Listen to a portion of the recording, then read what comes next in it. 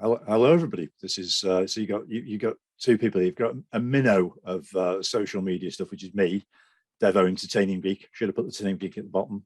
Very good brand placement. And you've got a giant of it all on streaming and all that sort of stuff, and behind the V-Cycling network, which is Mike Lister. So thanks, Mike, for taking the time out to do this. I think that's too kind, Dave. I'm not a giant at all. We're just trying to do our little bit in our own little corner of the online cycling world and try and bring some content and some entertainment for the people. So thanks for having me on, and yeah, looking forward to catching up and having a chat with you this evening. Yeah, so we talked, didn't we? Just exchange messages, because obviously everybody was quick to get a reaction out. Zwift sent a survey out, which obviously what we're talking about today. So Zwift sent a survey out to a list of members. I never got one, feel left out. But anyway, they got that. And then, we're not sure if what we're seeing is the same information that everybody's got. If this is a randomized trial, perhaps not, I don't know. But what's leaked out on the Zwift Insider, which we know is a Zwift sort of sponsored channel, and other channels as well, which are purely independent, are pictures of the bike, is one picture behind. And so there's a lot of excitement, obviously, because I think from the Zwiftcast, Zwift's own podcast, I don't know how long ago, Mike, they talked about a Zwift bike and Zwift buying their own product company and all that sort of stuff when they did that running pod. It's a long-term waiting, and I don't know. So what were your thoughts? How excited are you, and what do you reckon the relevance is this to the broader virtual cycling, users, if we call them that? I was going to say Zwifters, but we can't say that, because if you're on RGT, you're not a Zwifter. No, I think, yeah, firstly, it's been a long time running, a long time coming.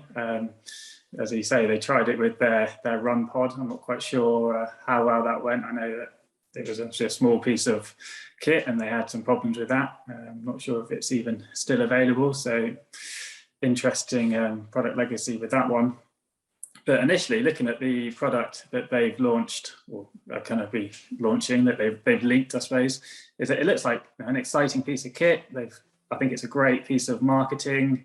The Tron bike is sort of synonymous with Zwift, and it's a key milestone for Zwifters to try and unlock that bike in game. So producing a real world physical version of that, I think really that's a stroke of genius, because I can see a lot of people being instantly looking to buy that bike, because it's almost like a piece of status. You've got that in game, you've got that in your garage, and a lot of garages, places where people do their online training, are quite dark, so having that interactive lighting and the wheels lighting up, I think that will really be well received within people's spaces. But I think as we dive down into some of the specs and the specific features of the bike, perhaps I think it comes up a little bit short compared to some of the other bikes that are available on the market. So you've got the Wahoo Kicker bike, there's the Tax bike, the Stages SB20, and also the Atom bike. So there's a few sort of already inbuilt all-in-one bikes out there. And also, we were just saying this, you're comparing this against Peloton, really, which is your full all-in-one with the screen as well and your software. So when you compare it against those, perhaps it does fall a little bit short. But the other thing I did really quite like initially was the sort of modularity of this. So you've got the two components. One is the trainer itself with the wheel, the big disc as well, which is a little bit bigger than some of the other direct drive trainers out there. And then the bike itself, which you could upgrade later on. So I think that's a smart move by Zwift.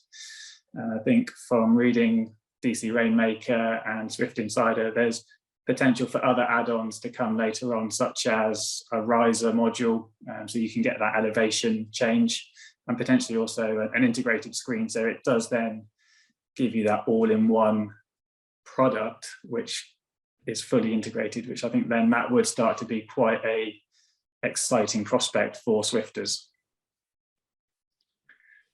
It is, isn't it? I mean, it is. It's how much you're willing to pay. I'm just stepping back a bit on the Peloton thing. You can see where they want to get the market from. I was talking to a guy at work who I say he's keen on cycling. I wouldn't say he's a keen cyclist, but he's keen on cycling, so he does a lot of these big 3-week cycling adventures where you pay a stack of money to ride with celebrities and all that sort of stuff, and trains like mad for them, so, and the rest of the time he does other stuff. But he certainly invests a lot of money in cycling.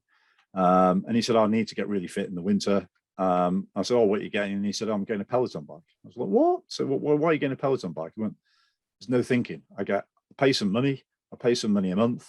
I get my shoes with it and get all the things that need with it.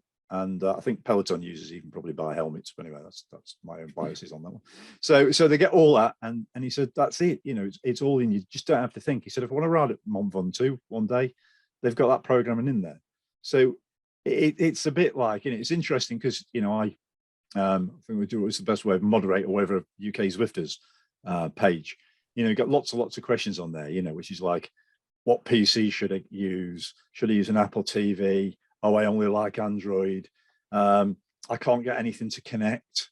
You know, all these different things all the time that people are struggling with when they first come on Zwift. And, you know, for seasoned Zwifters, it can get quite frustrating, I suppose. But when you step back, you think, no, we all went through this at the start. It's actually, you've got to learn Zwift, haven't you, really? And I suppose that's the thing, you know, if they can move to people not having to learn Zwift, that should be easier.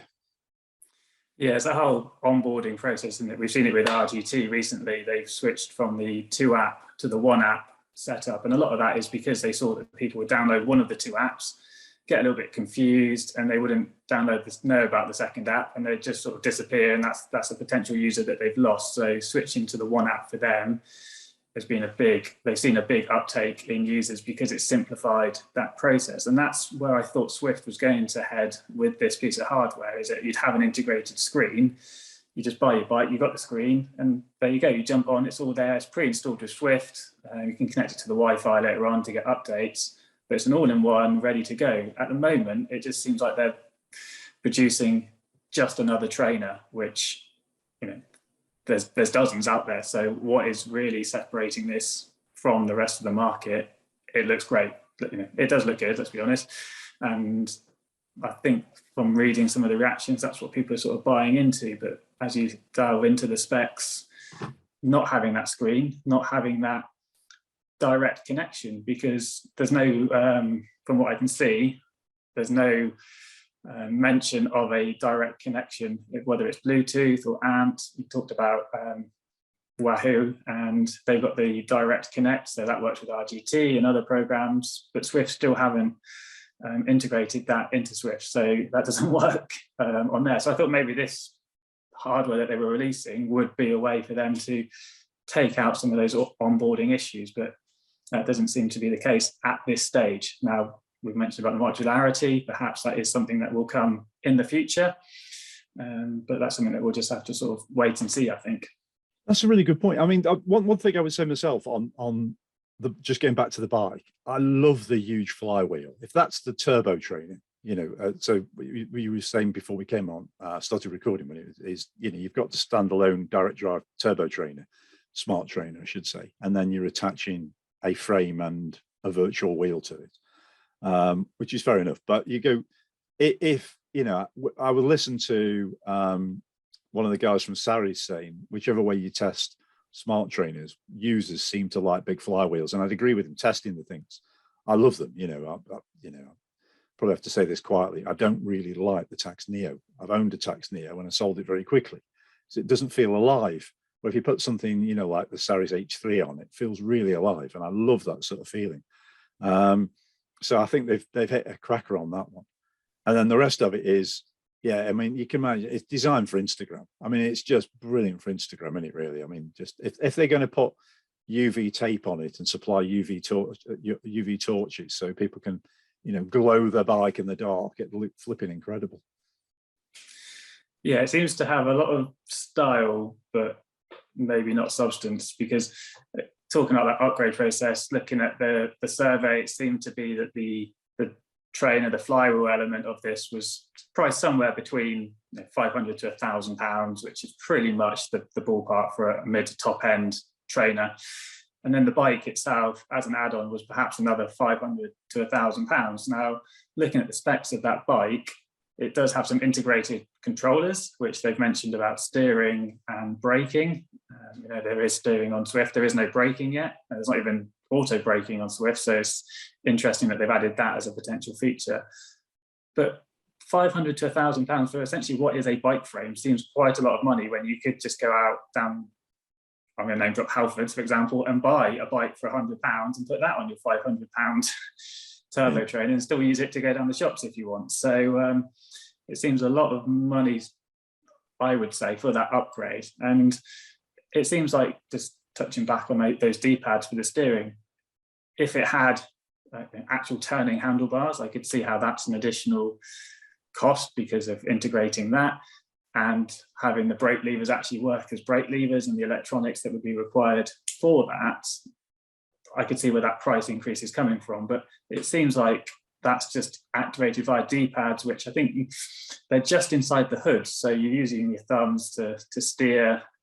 So it's not very natural. I know riding indoors, it's not natural. And that's one of the comments about the Elite Sturzo, is that you're twisting the handlebars, but that's not really how you sort of steer when you're out on the road. But I'm not out on the road, I am indoors. So it is going to be different.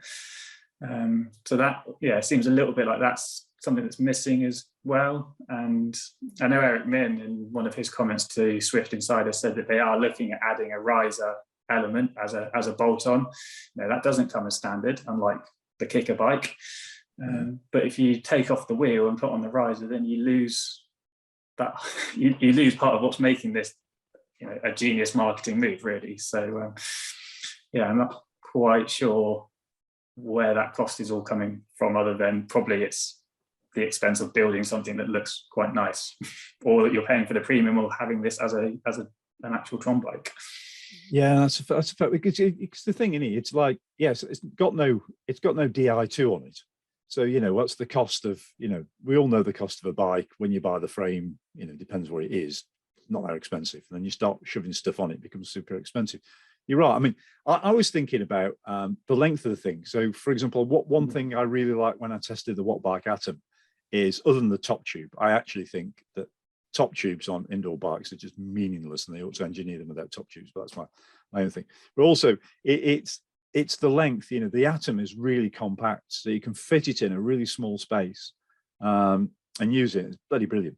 Whereas this, actually, by adding that wheel, makes it longer. So straight away it becomes difficult for people. But I suppose, a typical, I call them selling sunset pain caves. You can always tell them because they haven't got a fan in them, but they always look amazing. They've always got like palm trees through a window, and they look absolutely incredible. And something like that on that type of setup would look fantastic. But I was wondering, Mark, for esports, do you reckon they'll put scales in this? Is that doable? Yeah, that is, again, another item which maybe down the line you could add. I could see that, your seat, there could be a simple pressure gauge under the seat. Perhaps you sort of sit on that, and that measures your weight. Or you stand up on the pedals, and there's some sort of gauge within the cranks, perhaps. So that's a good question, and something which I'm sure down the line, we've got the E-World Championships coming up in February. I know last year everyone was given it was a tax year, wasn't it, because of the tax partnership with the UCI. Perhaps next year everyone's going to be given a Tron bike. That would be a pretty nice reward, I suppose, for those athletes that do qualify for the World Championships next year, assuming it's on Zwift. There's no guarantee of that at the moment, of course. But that's certainly, they have talked about the 1% accuracy, so it does fit within their own rules and regulations for that. So that's, I suppose, a tick in the box for them on that. But I think you mentioned about the length of it. One feature they say is, it's very easy to lift up, so it's good for storage. But I'm quite fortunate. I've got a garage, so my bike is in there, and I barely ever move it. How many people are actually moving around their trainer setups? So I don't have an answer to that. My sense is that a lot of people set it up and they leave it, but it could be that 50% of people are moving them. But you could get something a bit smaller, I think, like you say, a watt bike. That's pretty compact. So that's still going to take, even vertically, that's still going to take up quite a lot of space. You still need a cupboard to put that into, or stand it up, or lean it, in the corner of the room. So it's not the smallest thing in the world, is it? Oh God, no. God, no. I mean, I was thinking about the weigh-in. I mean, the 1% accuracy we know is, well, I know I've had two messages recently. One is from somebody who works from a government body that is responsible for weighing standards. and also other metrics. So, for example, helping to weigh or helping to create the real kilogram, let's say. So everywhere in the world, you've got a kilogram to measure it. Well, of course, what there isn't is a measurable watt. So we know it is a mathematical calculation, but there isn't something that says this machine here is the world standard for a watt. So therefore, all machines can be tested against. So we know each manufacturer, when they test to 1% or 2.5% or whatever, are testing to their own measurement standard, which, in itself always makes me laugh when you get people saying, oh, my 2 power meters are accurate together. Yeah, but they're accurate together compared to what? I don't know. So it's all about that. And he's been working with Zwift, apparently quietly, this person has, to solve that. So that's an interesting one. So, will that be used in here? There's a good one. That I got another message just saying, that come from across the pond, just saying, don't expect anything until 2023. So, I mean, that's good. I mean, they're obviously going to think about this and, go into manufacture and test and everything over a year. And, perhaps they've already got this thing in mock-up already, but that's, you could shitload on it. Because I think if you try and do it, like you said, if you try and do a kicker, they've already done it. What bike's really good in standard? Stages bike's really good standard. Neo bike can't stand the thing, but that's my own bias. But anyway, that's there. So you need more, don't you? You need more features. You need things, more toys that make it more compelling. I suppose Luke's is one, but what else could you shove on something like this that would make it more desirable than everything else that's out there already? Well, that's where I thought it was quite interesting when they talked about, when I first read the post that I saw, that they talked about steering and braking. Now, if we sort of move away from Zwift a little bit and we look at the wider market of the different products that are out there, that, well, firstly, is the Zwift bike going to be compatible with other products such as RGT, My Whoosh, Full Gas? There's the Wahoo system as well. So if it's going to be tied into Zwift, is that going to be something that puts people off? A lot of people do actually use several different platforms for various bits of training, or just to mix things up, because it can get a little bit monotonous perhaps on one platform. So that's one concern perhaps for people. Zwift, they do have steering, but they don't have braking. RGT has braking automatically, but doesn't have steering. I've been using Virtue Pro a little bit the last week or so. That does have steering, which everybody has access to because it's via a keyboard, and you can only get the program on your PC, so everyone has it.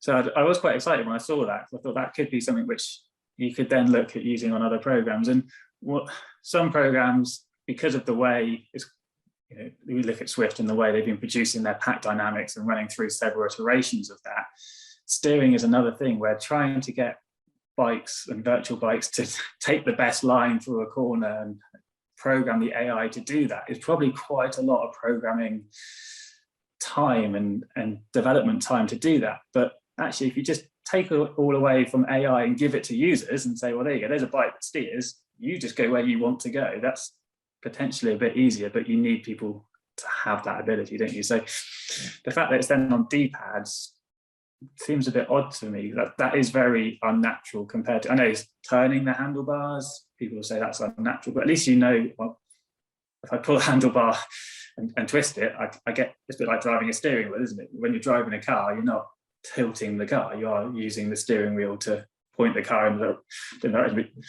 If you were sat in a car and using a D-pad, that would feel it's like another step of unnaturalness, I think. So, and the fact that that's perhaps the braking, that bike behind you, that shows brake levers, and maybe they're for gears, but why, it seems like it would be quite simple to add brakes onto those.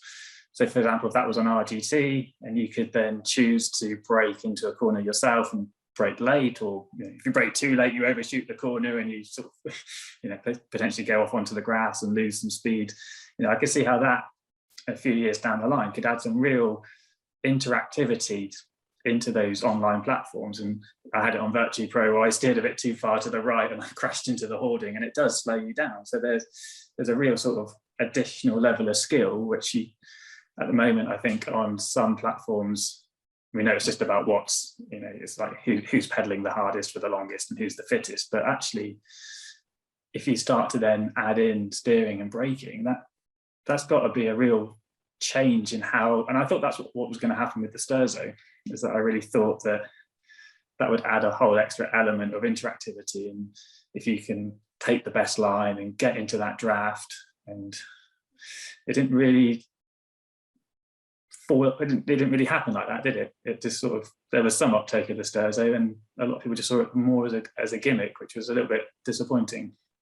It is. I mean, it's they, you know, because I've got the Elite Riser, you know, which is like, you know, Sturzo on steroids. But and that's interesting. You know, will it be Elite that builds this? Because, you know, they did that exclusivity deal with Zwift with the Sturzo, and then with the Riser. And I hear rumor that people have, I don't know if you heard it, people have got the Sturzo to work with other platforms if they are brilliant, you know. But it's great, and it's like, yeah, it is a toy, but I think it gets your brain working, doesn't it? You know, when you're having to steer, even riding around with Coco Cadence, the pace bot, if you get out the draft steering, you're in serious trouble all of a sudden. You know, you're not paying attention. You're like, oh my God, I've been dropped by a blinking 2.5 bot. How did that happen? And it does build something else. But that, what I saw at the Ruler Classic was really good, that Moverti bike. Yes, yeah, because, you know, that's really, that could be this in a way. They just need to sort out some technical issues with the spanner, I think. But that could be really, that as the Zwift bike could be fab, but that would involve some exclusivity, I suppose. Yeah, I always think about, in the arcades down on Torquay seafront, down by where I live, they've got, you know, those motorbikes, and you get on the motorbike and it leans and you turn and you steer, and it's a fully interactive motorbike, and you're going around, you know, a MotoGP course. Now, you know, the Moverti bike is very similar to that. It's got that tilt and that lean. And we did a video, well, Dave Morrison, who rides for the West London Cycling Club, he went to Roulette Live and did a video which we shared on the VCN network. And yeah, he said it was great. It felt quite realistic, and that, I suppose, is sort of the gold standard of where perhaps indoor bikes could get to. And if the software allowed that level of interactivity as well, then yeah, I think that would be the holy grail of indoor cycling, and allowing people to race and brake and steer. You would really get some really fantastic races, and it takes it to a level of competition and skill as well. You know, people say, oh, indoor riding, you're just pedaling hard. There's nothing like outdoor riding, and it is. It's its own skill set in itself. A bit like FIFA football on an Xbox is nothing like playing football out on a field, but they're different skill sets. So learning to play FIFA to a very high level, you could imagine the same in probably at this point 3 to 5 years time, where riders are trying to get into the draft. They are trying to hit that apex on a downhill section so that they can maximize that racing line and preserve their lead over a chasing peloton. So you know, there's no reason, I don't think, why without a little bit of will from developers that we couldn't get to that point. But yeah, I think we are a way away from that at the moment, and it seems to me like this Zwift bike is perhaps a little bit of a, I would say, opportunity lost, but perhaps it's just Zwift not wanting to promise the world and under-deliver. We know they've got a history of promising things like rowing. That's one of my bugbears. Yeah. But it's coming out next week. Oh, actually, no, we've got that wrong. It's never coming out. Okay, thanks, guys. But you know, at least this gives them something which is deliverable. You know, a wheel-on, a direct drive trainer, and then a bolt-on bike. Yeah, there's no reason why, if they've paired with, rumor has it, Magine to produce this, that this shouldn't be deliverable even by Swiss standards of delivering on time and without bugs. Well, I was thinking, but going slight tangent on the rowing. I'm amazed at RGT. I know they've done the handbike, which is fantastic. I'm amazed they didn't just put a rower on the course. That would be fantastic. It surely can't be that hard to do. Well, yeah, I always bug James Vickers about it and say, you know, let's just make a magic road, which is actually just a river. You know, it's just a skin at the end of the day, and you could easily just plot on a river on Strava, and yeah, you then just choose a rowing boat as opposed to a hand cycle. So it does seem like that could be a possibility, and yeah, especially now with the hand cycles, it shows that it can be done. And the hand cycles took a while because they have their own aerodynamics, so it's not just a change of the avatar. I know, yeah, again, a bit of a tangent, but it does have its own aerodynamics and behaves differently uphill and downhill compared to an upright bike in the game. So that's what the delay was in sort of releasing that. I'm going to have to try that. Oh, that's really good. Anyway, so get back on the Zwift bike. that's a whole podcast itself. But one thing I was thinking about from an investing point of view, I was thinking if I was an investor in, well, you got to make your spaghetti carbonara, sorry. So if I was an investor in Zwift, I was thinking, you got to think, well, last year, they pumped in mid-pandemic when, I think it was Mirror or some, exercise Mirror cost. What was it? They raised £1 billion or whatever, just amazing amount of money. Yeah, nobody was going to go to gyms anymore. They're all going to train from home. Loads of private equity and other investment went into these companies. And Zwift themselves got, $500 million or thereabouts, to grow the platform. We think, so January last year was the peak at 100,000 people at any one moment. We're nowhere near there at the moment. So are we going to be? And so that's going to be a big question. So if I was Zwift, I would be telling my investors I'm going to be launching loads of things and making, I'd be selling manana like stink at the moment. I'd be going, we're going to launch this and we're going to do that and we're going to do this and we're going to take over the world. And I remember Simon Schofield doing the Zwift Cash years ago, interviewing Eric, and there was going to be 1 billion. It wasn't Eric, sorry, tell a lie. It was an investor in Zwift, and there was going to be 1 billion users, and all that sort of stuff, which is great if they're going to do that. And I suppose this is the journey to do it. But are they too late? And is this the solution? That's the big question. Yeah, I don't see this as being a big, I know this is the RGT world, game changer. That's if they were coming in with something that was £100 and suddenly making it far more accessible for people to go, actually, yeah, I could imagine spending £100 to give Zwift a go, as opposed to spending £400-500. What if I don't like it? That's quite an investment for something which actually I might use a couple of times. Then I could see that, yes, that could really help grow the number of users. But at the moment, it just seems like they're replicating something which, it's easy to go out and buy a turbo trainer. Yes, there's supply issues because there's a global pandemic, but actually getting a turbo trainer with those level of stats that we're seeing proposed for this Zwift trainer is not that difficult, really. So what is it adding to the market other than supply, really? I'm not sure at this stage.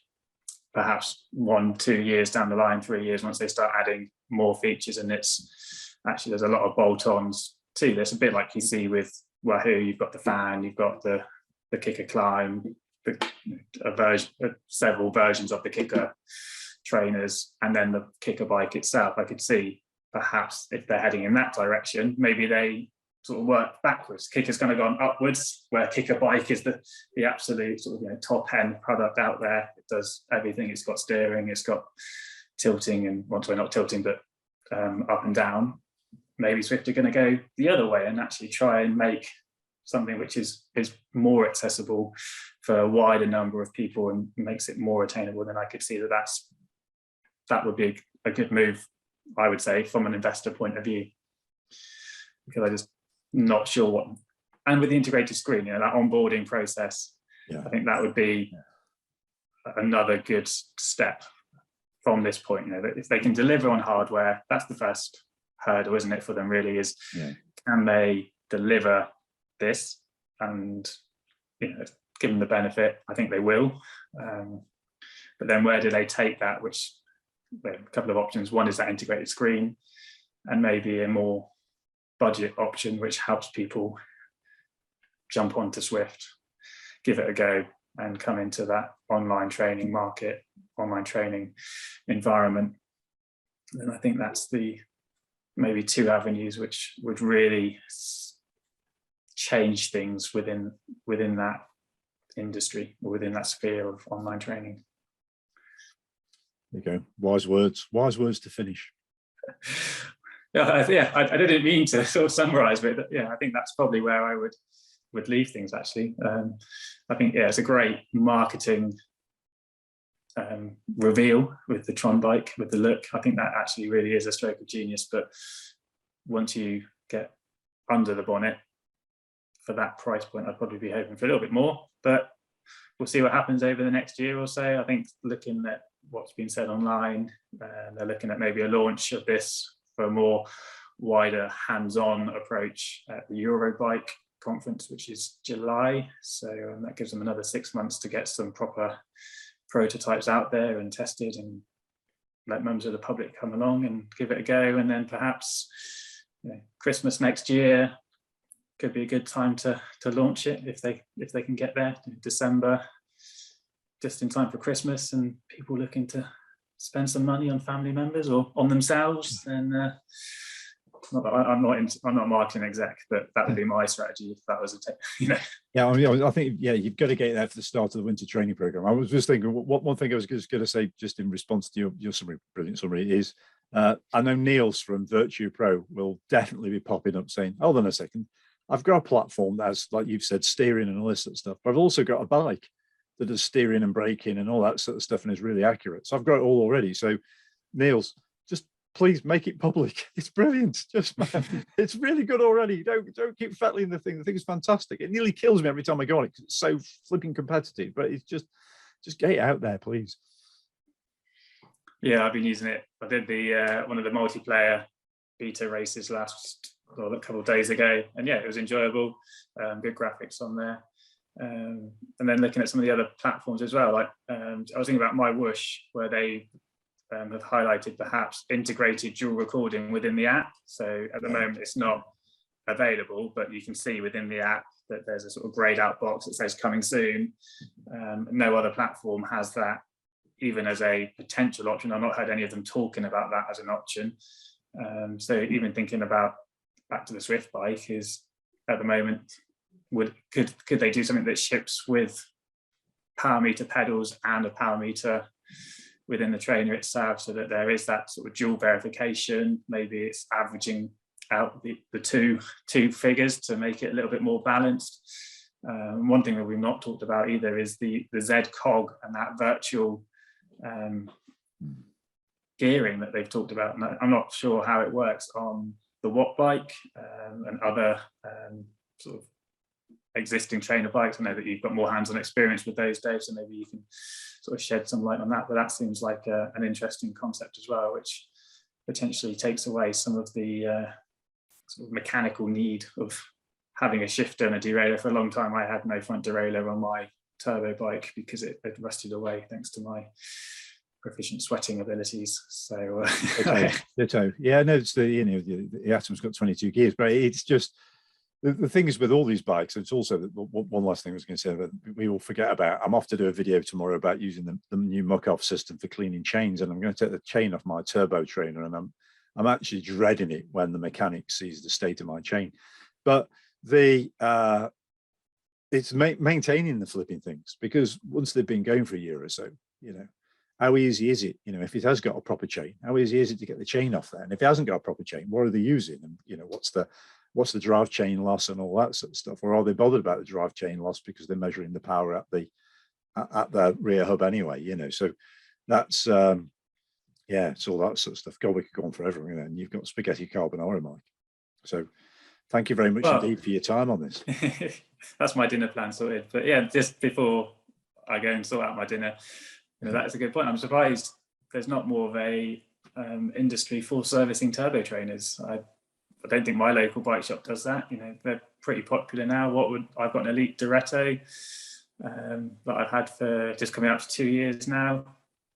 Is it okay? I do a calibration on it, but if it ever breaks, I don't know where I'd take it. I'd probably ring up Elite and see what they suggest, or go on YouTube and find a self-help video. But that certainly seems like there's an opportunity there for someone to set up a business servicing turbo trainers. Perhaps. There we go. There's an idea for write in comments below. All right, well, thanks, Dave. It's been Mike, thank you very much. Great chatting to you, and hopefully our viewers have got some thoughts of their own, and we'll see if anyone buys one in a year's time. So if you do, let us know.